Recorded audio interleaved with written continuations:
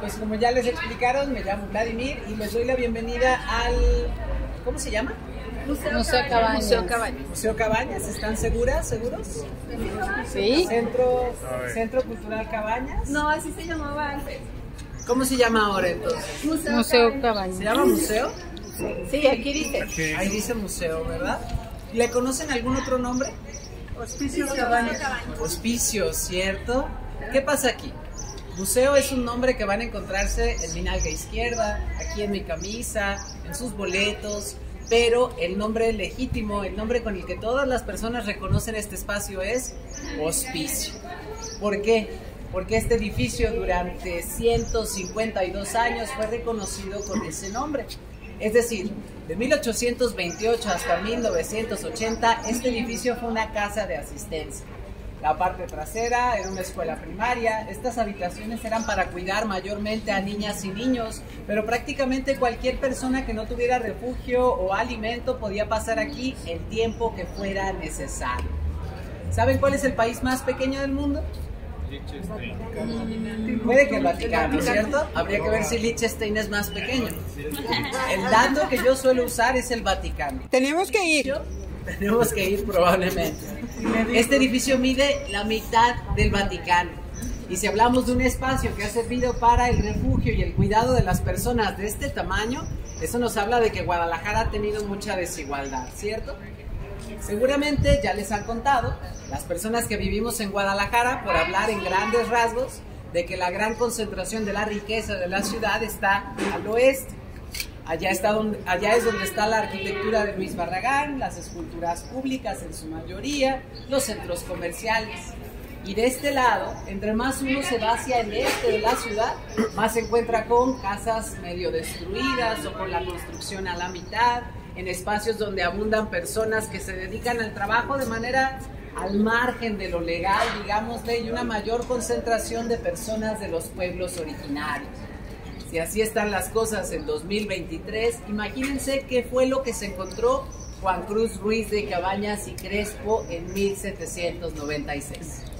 En lugar de una gran avenida que sirve como la vena principal de la movilidad de la ciudad, la Calzada de Independencia, estaba el río San Juan de Dios.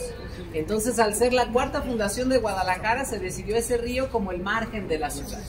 Del río hacia el oeste existía, supongo, la dignidad, los habitantes de la colonia. Y al otro lado del río, lo demás.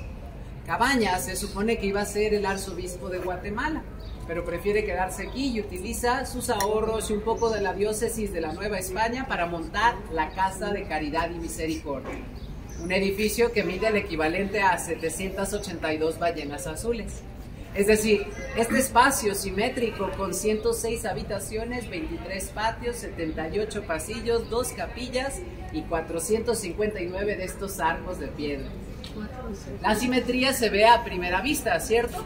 Las ventanas y puertas de este lado son muy parecidos a los que tenemos por acá, y esta extensión va a seguir por todo lo largo y ancho de la construcción. A pesar de que es un edificio que mide lo mismo que la mitad de un pequeño país, su construcción tomó nada más 5 años. Y se habla de que nada más 300 obreros, levantaron el edificio. La Casa de Caridad y Misericordia abrió sus puertas en febrero de 1810.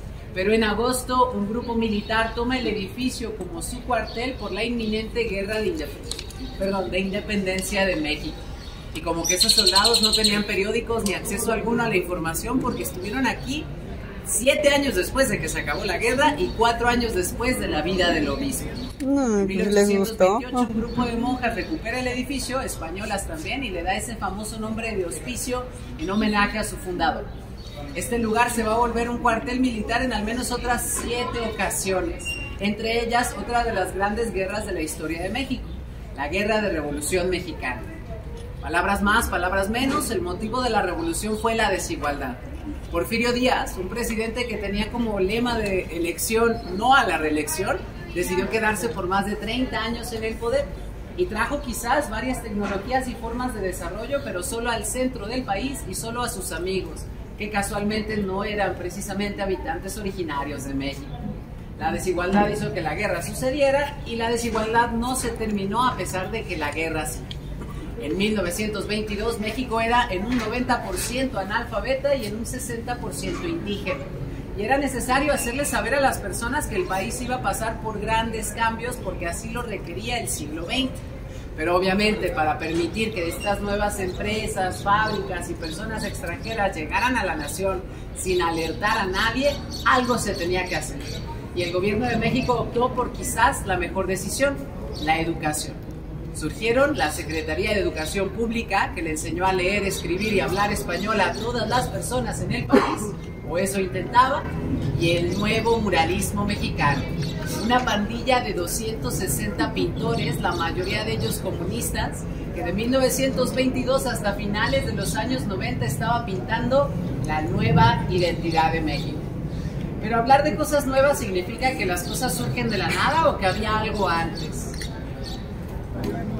¿Les gustan las estadísticas? ¿Saben cuál es el porcentaje que tiene hoy día México de habitantes indígenas? El 16. Es decir, hace 100 años los pueblos originarios eran el 60% de la nación. ¿Qué pasó entonces? Para averiguarlo vamos a entrar a la capilla principal, ¿de acuerdo? Las indicaciones de seguridad seguramente ya las conocen. Seguridad seguramente. No tomamos fotografías con flash. Pueden tomar todas las fotos y video que quieran siempre y cuando esa luz no esté presente en sus dispositivos, ¿de acuerdo? Lo natural, no corremos, no gritamos, no los empujamos, no tocamos los murales y de preferencia no vamos a apoyar nuestros pies en las estructuras de piel. Tal vez sí la espalda, tal vez sí la cadera de repente, pero las suelas de los zapatos sí pueden dañar esta estructura. Y si tomamos en cuenta que tiene poco más de 200 años y que este edificio es patrimonio universal de la humanidad, quizás valga la pena preservarlo, ¿cierto? Si quieren, vamos con cuidado usando este pasillo para entrar a la capilla. ¿Hasta aquí todo bien? ¿Preguntas o comentarios? ¿No? Seguimos entonces.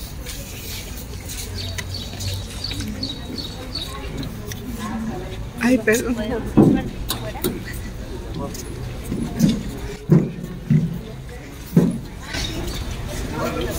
Sí.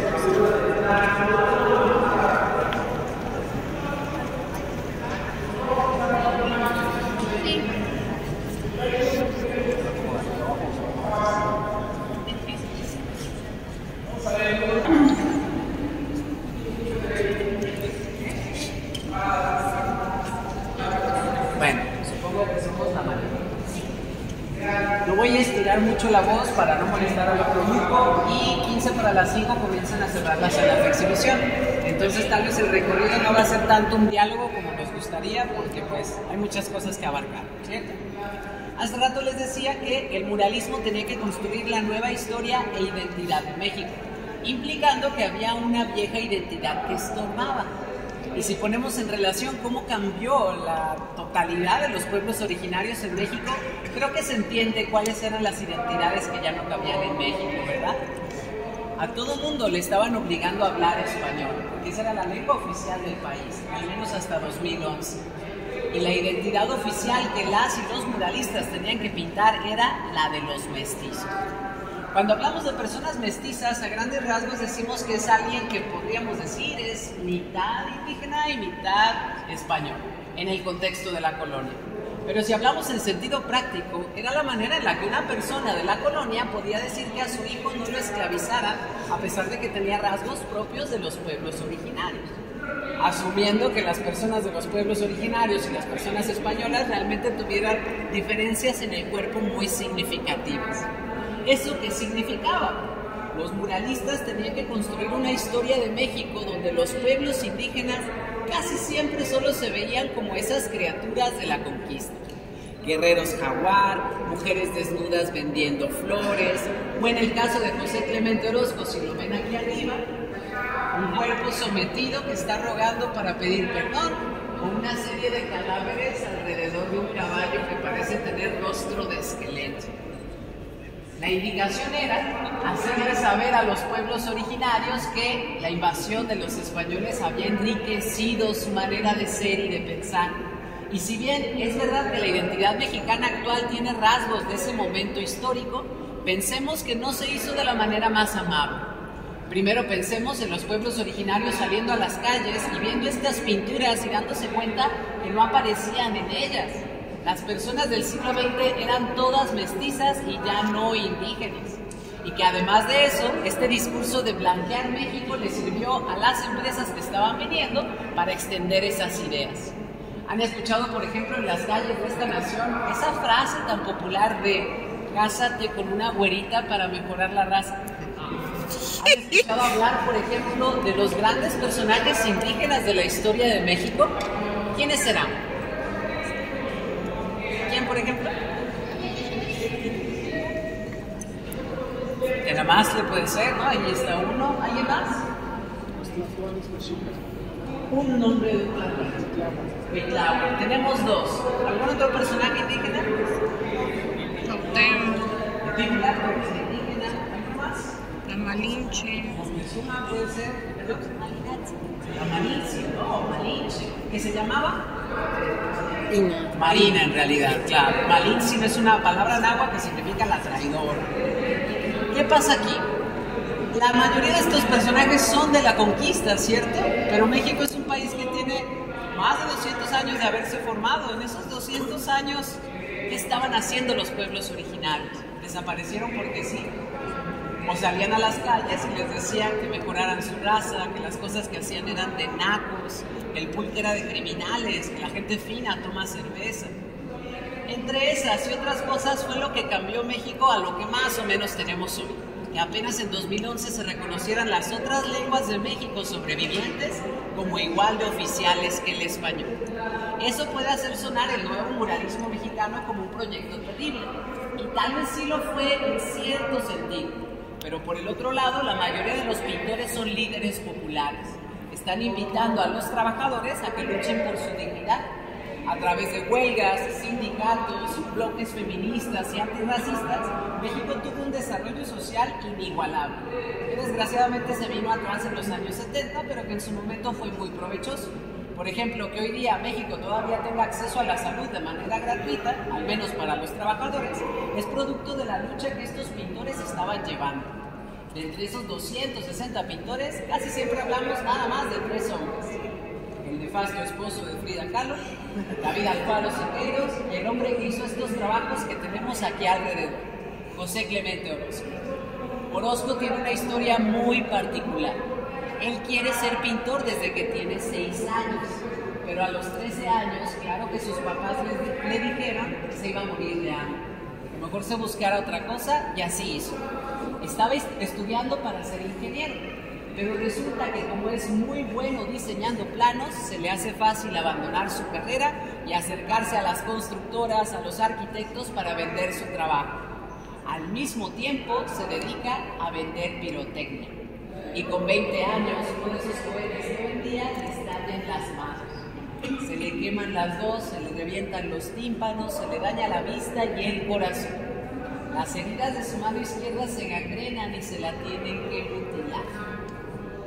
20 años, casi sordo, casi ciego. ¿Ustedes qué hubieran hecho? Retirarse de Pintar. de la vida, sí. Pintar. Oye, la terapia. Diosito ya llega. Orozco era un poco más resiliente, supongamos, porque empieza su carrera como pintor profesional. a pesar de que tiene un par de discapacidades, es muy consciente del espacio y eso beneficia enormemente su estilo y manera de pintar. De hecho, no sé, supongo que por algo lo invitaron a pintar edificios, ¿verdad? Cuando llega aquí en 1938, esta capilla ya había sido despojada de todas sus decoraciones religiosas y le tomó un año nada más a ese cuerpo de 55 años y con varias discapacidades hacer todos estos murales. La mayoría de las obras dentro del nuevo muralismo mexicano están hechas en fresco.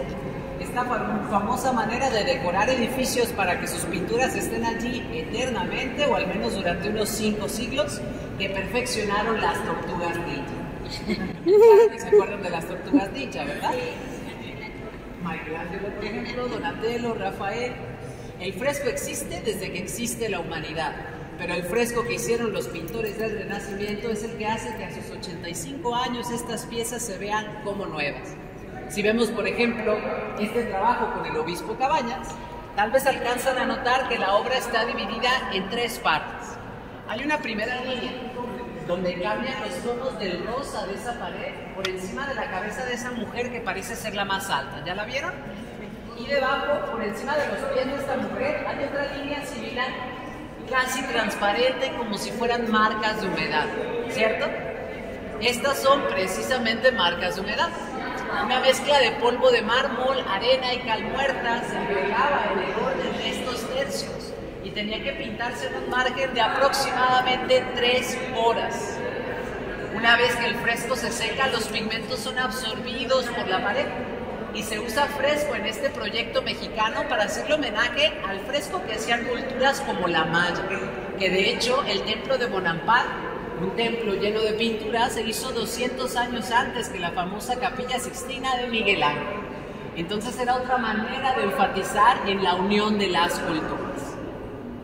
Ahora bien, lo que hace que este espacio sea el más reconocido del trabajo de Orozco no solamente es el valor de acostarse en un andamio de 27 metros para alcanzar la cúpula y pintar, sino cómo Orozco está aprovechando la forma de cruz que tiene esta capilla.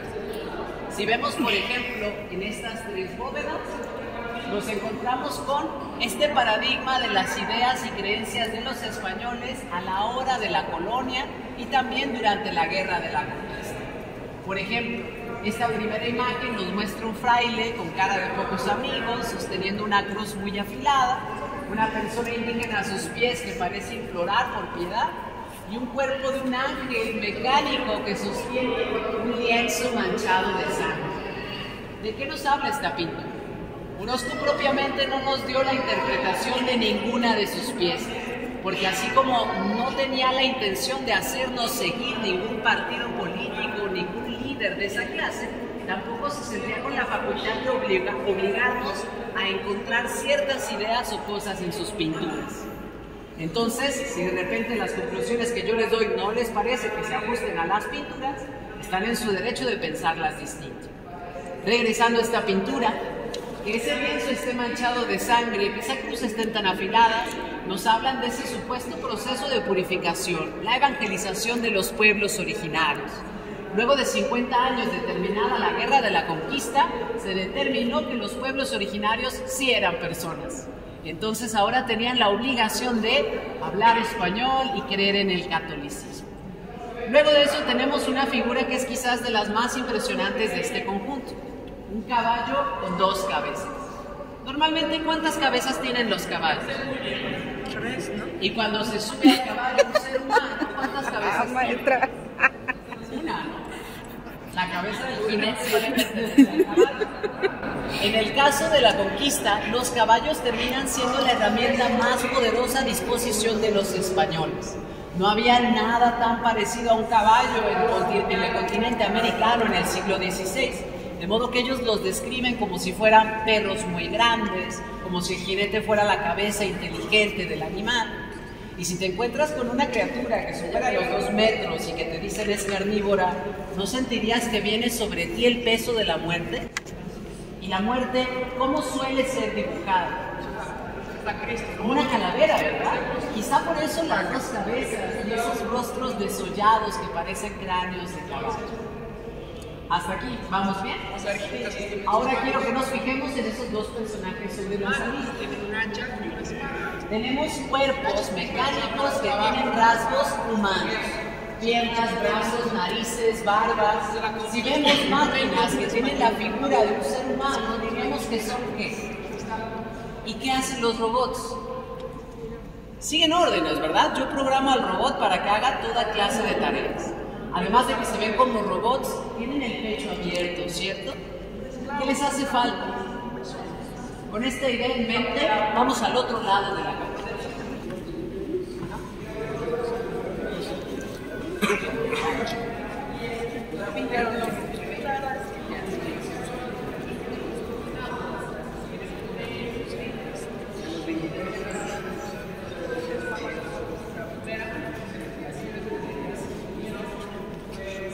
Se integra el muralismo en 1926.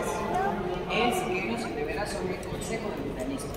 O sea, hace que aparte de que tienen mucho talento y llaman mucho la atención del público, también ellos deciden a quién se le van a dar los ingresos para pintar. Ellos son los culpables de que ni Frida Kahlo, ni María Izquierdo, ni Eleonora Carrington, prácticamente las grandes pinturas del siglo XX no hayan hecho nada. Estábamos entonces con el cuerpo sin corazón. ¿Qué decimos de una persona cuando decimos que no tiene corazón? Es fría, que es cruel, que no tiene emociones, ¿cierto? Quizás esta pintura, la primer bóveda que tenemos aquí, les parece familiar. Primero porque tiene el mismo juego de composición que vimos con el trailer. En lugar de una persona que está pidiendo piedad, tenemos dos cadáveres. Esta va a ser la presencia de los cuerpos indígenas en casi todos los murales de rostro, sin rostro, desnudos. En lugar de una cruz, este personaje propiamente tiene una espada y por encima de su cabeza hay un ángel también que en lugar de sostener un lienzo, una especie de cartel, parece decirle algo al oído al famoso conquistador. Hernán Cortés, o esta masa de soldados que se vuelven una sola cosa, o ese caballo que está por acá, todos ellos se ven como máquinas porque es la manera sencilla en la que podemos pensar que tal vez ser un soldado es ser la herramienta de algo. Perder tu corazón, perder tu individualidad y ser solamente un cuerpo más que puede cargar un arma. Pero también podemos pensar, tal vez, en el año en el que Orozco está pintando los murales. Es 1938. ¿Qué estaba pasando fuera de México, saben? Estaba por empezar la Segunda Guerra Mundial, ¿cierto? Entonces tal vez los cuerpos mecánicos, la viga de acero debajo de este caballo, esta rueda que está por acá, nos habla de cómo la historia parece siempre repetirse, como si los grandes avances, la tecnología de punta, solo estuviera en manos de unas pocas personas, y esas pocas personas decidieran cuál va a ser el resultado de esto. Como si para que esa rueda siguiera girando, habría que pavimentar con más ruinas y cadáveres de esos cuerpos que no son blancos, delgados, rubios, de ojos azules. ¿Me explico hasta ahorita? Tal parece que debajo de las ruinas de los pueblos originarios hay otra sociedad que también fue aplastada, ¿verdad? ¿Qué vamos a hacer ahora? Si del otro lado teníamos a los soldados, esta idea de las máquinas sin corazón, ¿qué podría ser lo contrario? ¿Quiénes son las personas que en lugar de censurarse, expresan, comparten, conectan a las personas? Puede que sean los artistas, ¿verdad? Entonces tal vez estos dos hombres son algo del legado amado de la conquista. Los dos traen un montón de papel higiénico en el cuello. Seguramente son importantes, ¿verdad? El del lado izquierdo tiene una sola mano y está sosteniendo el libro. ¿Alguna idea de quién puede ser? ¿Perdón? Quevedo, cerca, Cervantes, justamente. Cervantes hizo que el español se pusiera al mismo nivel que las otras lenguas europeas en la literatura. Y del lado derecho tenemos un pintor. Él no nace en España, nace en Grecia. Y es muy difícil para los españoles del siglo XVI decir su nombre y le hacen un apodo que fue con el que pasó a la historia. ¿Quién será? El Greco, justamente. Como si tal vez un pintor del que pensábamos tenía muy mala vista y un escritor del que pensábamos tuviera una sola mano, no solo fueran importantes como parte del legado español, sino también para cierto pintor mexicano, ¿verdad? Es decir, Orozco, Manco. Vamos bien. Ya nos dimos una idea de qué es lo que sucede en esta línea horizontal de la capilla. Para comprender un poco mejor lo que resta, el hombre de fuego, vamos a acercarnos a la entrada principal a ver la bóveda que está por acá. Primero nos podemos fijar que los personajes sobre las salidas están siguiendo ese mismo juego de ser contrapartes. De este lado izquierdo, o mi izquierda al menos, tenemos dos frailes que al rezar por esos cuerpos indígenas nos hablan de uno de los tantos matices de la historia de México. Son misioneros y frailes los que comienzan la lucha por los derechos indígenas. Rezar por ellos es afirmar que tienen alma. Y sus opuestos son soldados que tuvieron que matar para esparcir el cristianismo en sus respectivas épocas. Del lado derecho, un legionario romano, los soldados del emperador Constantino, que después de soñar con la cruz ganó una gran batalla. En la bóveda, tal vez esos rostros de barba larga les parezcan familiares, en especial el que lleva una corona negra muy afilada. Es como si estos personajes de barba larga fueran los ídolos de los colonizadores, tomando este cuerpo indígena, y del lado izquierdo, estas figuras que parecen ídolos en su mayoría de la cultura maya desvaneciéndose. Mientras el equivalente de este lado es el motivo por el cual las matemáticas de la conquista no nos suelen salir tan bien. ¿Cómo podemos decir que los españoles conquistaron el territorio si Cortés solamente tenía a 1000 acompañantes que ni siquiera tenían entrenamiento militar? Esta figura con dos cabezas de serpiente que sostiene arco y flecha es la manera en la que Orozco representa a Coatlicue recibiendo una ofrenda a sus pies, un cuerpo mutilado y sin corazón. La ceremonia de sacrificio es infame porque hoy día no nos agrada la idea de que nos abran el estómago y nos saquen el corazón. Pero en su momento, Coatlicue fue una partera que al haber ayudado a dar a luz a cientos de mujeres, cuando muere de esta manera es reconocida como una de las grandes figuras de su sociedad. Es decir, las diosas y dioses de la cultura mexica no salían de la nada, sino que eran personas que se habían entregado en vida a su grupo. El detalle está en que la cultura mexica se percata de que a las otras culturas de México no les gusta esta ceremonia religiosa, y a partir del año 1500 se vuelve una forma de someter a los otros pueblos de México. Y como siempre, los sueños y las pesadillas de ciertos hombres cambian la historia. El emperador tiene miedo del fin del mundo y los sacrificios comienzan a hacerse para tomar todas las vidas necesarias para detener el apocalipsis. Las culturas sometidas por los mexicas son las que le dicen que sí a Hernán Cortés y estalla la guerra. Pero ¿cuántas personas, cuántas comunidades fueron liberadas por Hernán Cortés? ¿Alguien sabe? Con eso en mente ya nos dimos cuenta de cómo Orozco aprovecha la forma de cruz. Ahora hay que pensar qué es lo que pasa con estos 4 personajes sobre las columnas. Tal vez ya se dieron cuenta que el tambor y la cúpula sobre nuestras cabezas son mucho más grandes que las columnas que tenemos aquí. De modo que estas 4 piezas ayudan a distribuir el peso de la cúpula para que todo el techo esté sosteniendo un poco de lo que hoy día es el hombre de fuego. De modo que estos 4 personajes, que parecen tener las armas y el brillo metálico de los españoles, pero la tez morena y el cuerpo desnudo de los pueblos originarios, tienen la tarea de sostener estas 16 formas del desarrollo humano.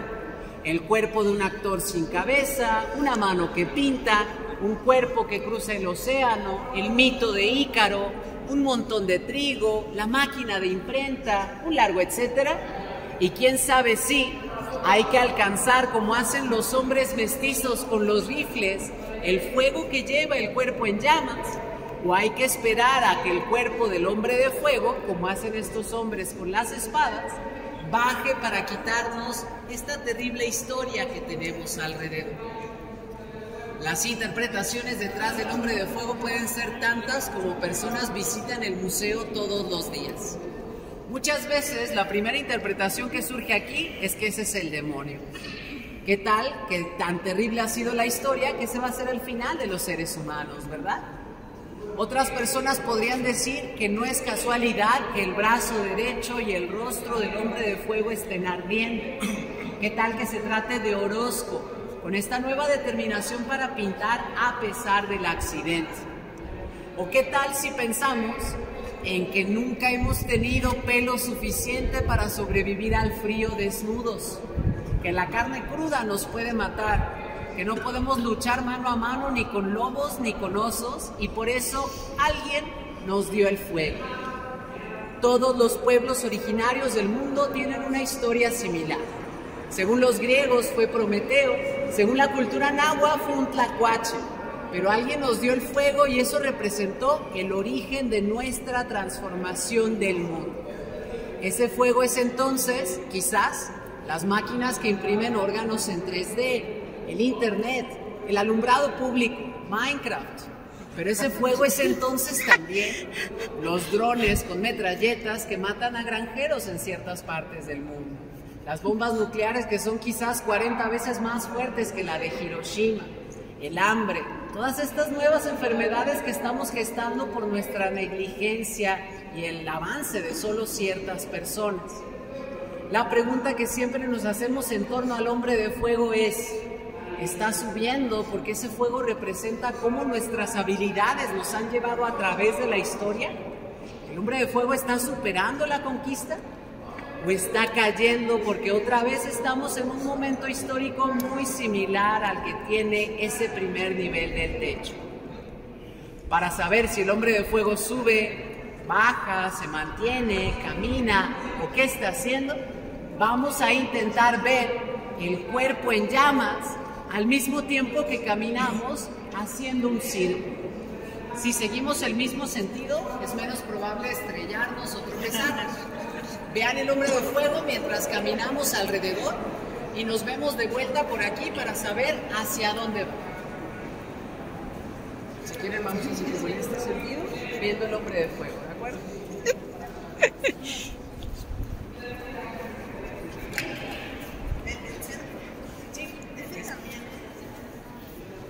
Hoy ya se tiene que regresar. Parece que sí está bien.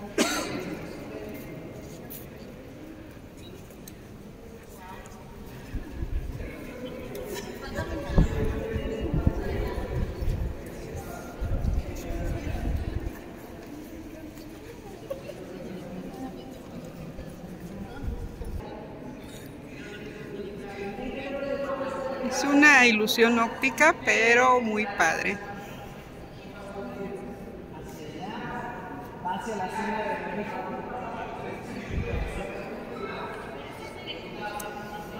Parece, ¿cierto?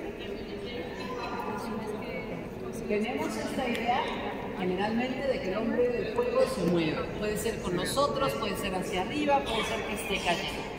Pero la respuesta correcta es que cada quien decide a dónde va.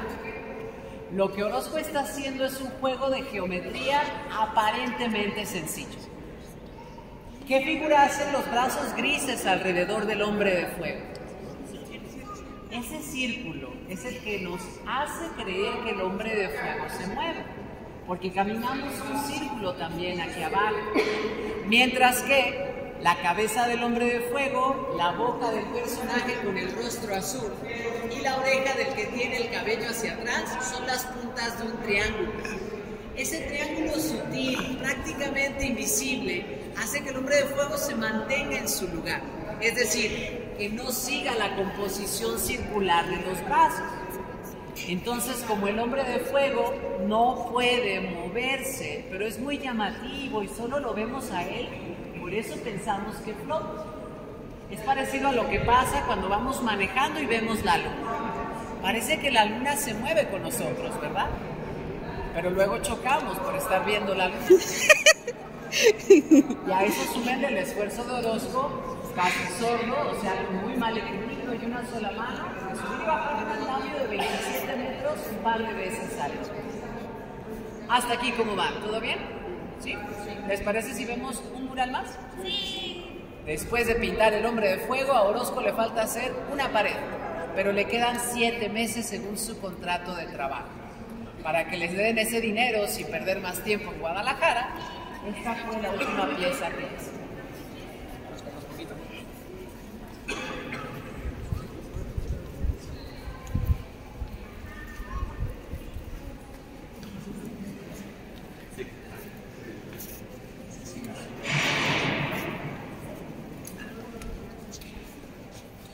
Orozco manda llamar al gobernador de Jalisco, que lo contrató, Everardo Topete, para mostrarle que los murales están terminados. Sin embargo, había que pagarle a Orozco 400 pesos por cada semana de esos 7 meses restantes. Siendo que es un montón de dinero, el gobernador quiere negociar con él. El pintor, sin decir nada, solamente le muestra esta pintura. Este edificio, el Museo de las Artes hoy día, solía ser la administración de la Universidad de Guadalajara.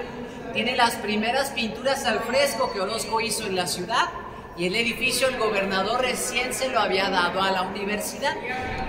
Aquí está el nombre del gobernador, los años que estuvo en la gestión de Jalisco y las obras que hizo con Orozco. La firma del pintor y un retrato del gobernador Everardo Topete. Halagado por el gesto, el gobernador le dice a Orozco que después de 2 semanas le van a tener listo ese dinero y se va a poder ir. Orozco accede, no sin antes decirle al gobernador que van a cambiar una pintura. El gobernador no se molesta en preguntar cuál pintura van a quitar y se va del hospicio muy orgulloso pensando en su retrato. En ese momento Orozco vuelve aquí con sus asistentes y encima del rostro de Everardo Topete pintan este adorno de piedra. Pasan 2 semanas, Orozco recibe su dinero y niega la invitación a la inauguración de los murales en la capilla, regresando a Ciudad de México. Luego de eso, el gobernador está obviamente muy contento de presentarle a todo mundo su retrato, esta parte de la historia en la que siempre va a estar. Pero apenas cruza las puertas de la capilla, se queda callado y con los brazos cruzados durante toda la ceremonia de inauguración.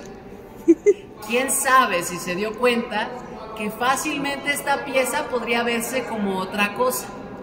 Quizás como si esos listones fueran cuernos, estas caídas en la parte de atrás unas orejas, y que el resto de la forma de la copa hiciera el hocico de la cabeza de un buey.